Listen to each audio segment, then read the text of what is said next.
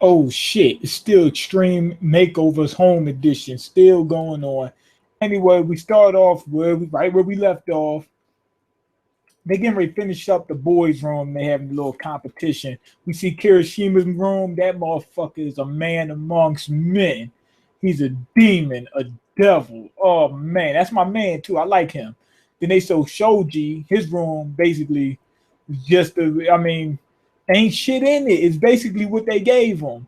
His bed, he doesn't even have a regular bed. There's no frame. There's just a futon on the floor. He has nothing. Everybody's wondering what's going on. He's like, yo, I'm a Buddhist monk. So I don't he said I don't keep shit. He said no worldly possessions at all. He said otherwise it's gonna make me, turn into a damn heathen. And he doesn't want to be a heathen. Anyway, we see Cyril's room. It's decorative, but it's pretty normal, other than decorations seem to be themed. Then we see Shoto's room is just like home. He turned that shit into a dojo. I mean, literally, he changed the walls, the floor, everything. His room isn't really all that special in the sense that it looks any more different than the other ones. It's just that you can see the construction that go along with it. The construction in that room is amazing. He did more to get his room like that than anybody else. Everybody else, even the people who got crazy rooms, more or less just brought some shit in from their house.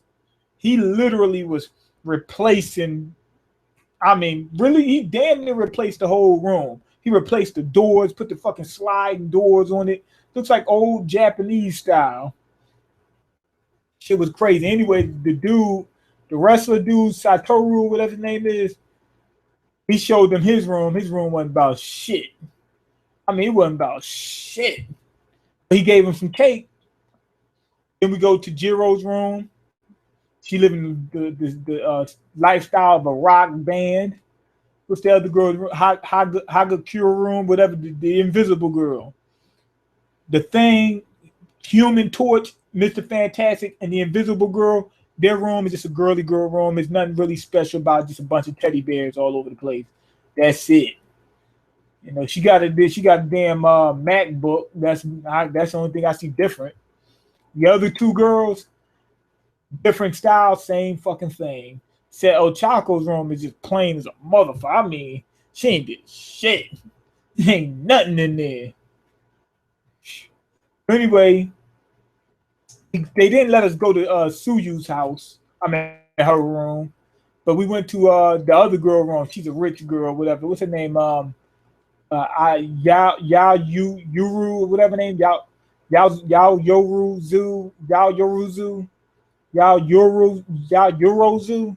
I think her name is. Anyway, she tried to jam everything in there.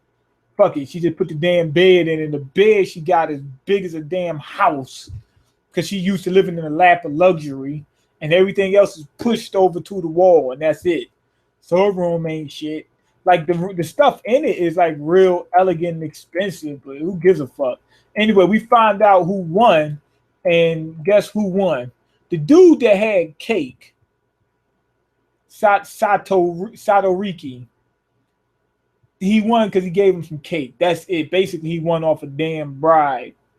His room wasn't about nothing, but he won off a damn bribe.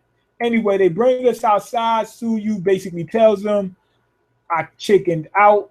When y'all went to go save Katsuki, I was soft. She said I was yelling. So I ran off on the plug. I had to because I was scared. That's it. Just like the dude did in Dallas. He said, yeah, I ran. He said, shit. He said, I'm not going to be sitting there when people shooting. Did you go hide? What you mean? No, did I go hide? Yeah, I went to go hide. People shooting. The police are getting shot. That's basically what she said. She's him. And they said that they were doing the whole room tour thing just to get people's mind off of things so people won't start blaming others saying, hey, you knew we went to go save them and you did nothing. You're a piece of fucking shit.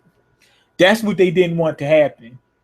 Then after that, we cut to the next day, and they're in school, and they said school finally getting ready to start. They're getting ready to get their licenses, but they got to take a test, and the test is going to be very hard, and they got to come up with some special moves.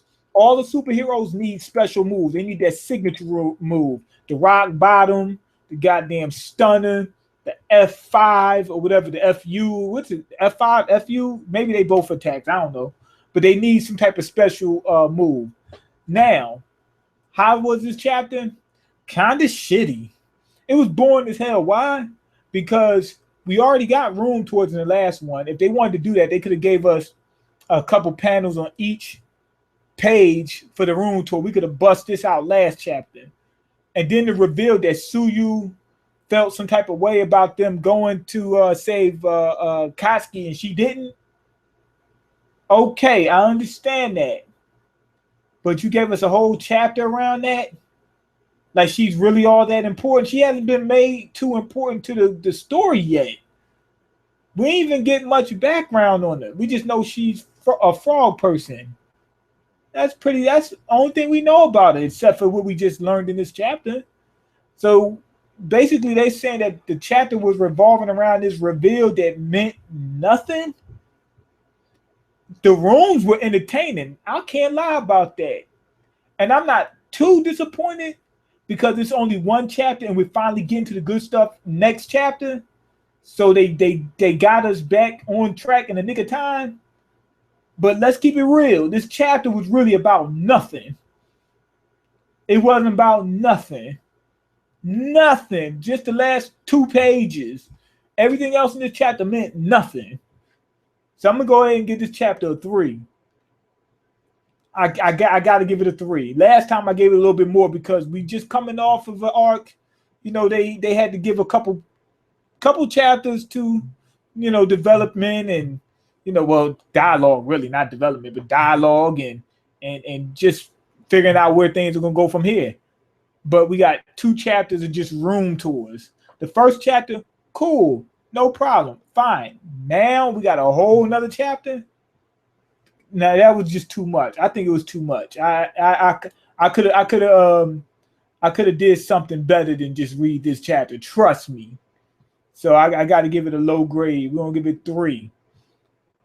But it's not horrible, but it ain't good at all. Not in the sense. It's so lackluster. I hope half the class died by the villains. Builds up character. So no, it doesn't. How can you build character if you're dead? Yes, some of the people that's alive, their character might be built up on, but what about the other half of the class? Shoot, you can't just kill them. Okay, 90% of One Piece's world is build up, and they always cut it before anything happens. I'm not gonna say they always cut it before anything happens, but he's right. There is a lot of build up in One Piece and there's a lot that they still haven't gone over yet. So he does actually. MW has a very good point. But anyway, go ahead and leave your comments, like the video, and subscribe because I can't eat. I'm broke, nigga. I'm broke, and you got the power to change that. Check the links in the description box, and I'm out. Peace. Why did you not do a live reaction to Mob? Oh, because they told me not to. Some people told me not to. They said you were gonna get a copyright strike, so I didn't do it. Peace.